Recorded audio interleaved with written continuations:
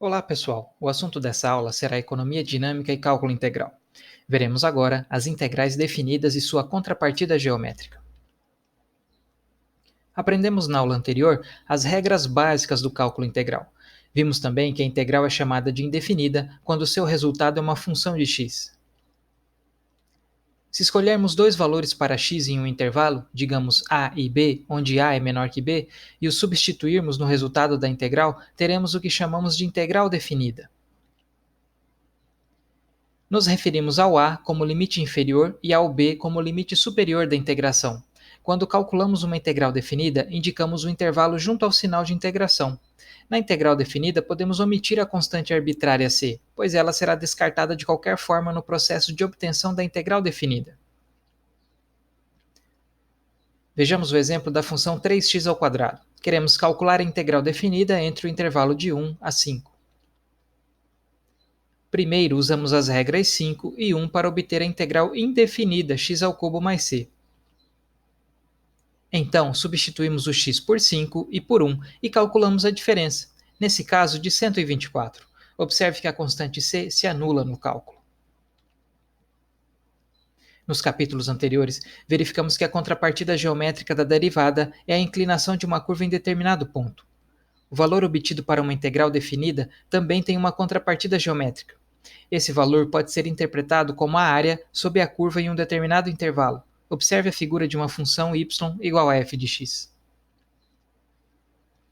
Imagine que queiramos calcular a área A entre x igual a 4 e x igual a 12. Uma forma simples de fazer isso é dividir o intervalo em retângulos e calcular a área de cada retângulo, que é simplesmente a base vezes a altura. A soma das áreas dos retângulos nos daria uma aproximação da área de A.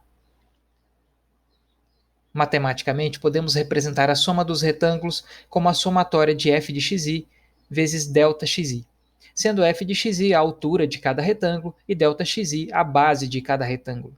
Apesar de simples, esse procedimento superestima a área A, devido aos cantos dos retângulos que ficam acima da linha da função. Para resolver isso, aumentamos muito o número de retângulos. Na verdade, fazemos com que o número de retângulos tenda ao infinito.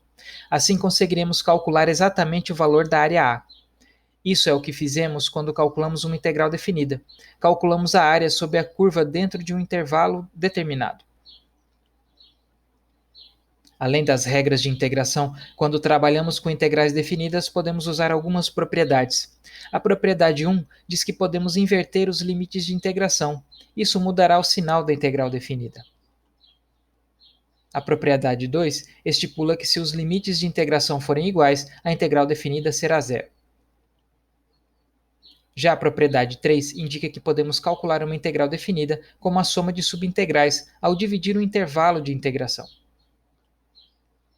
Essas, portanto, são as integrais definidas e sua contrapartida geométrica.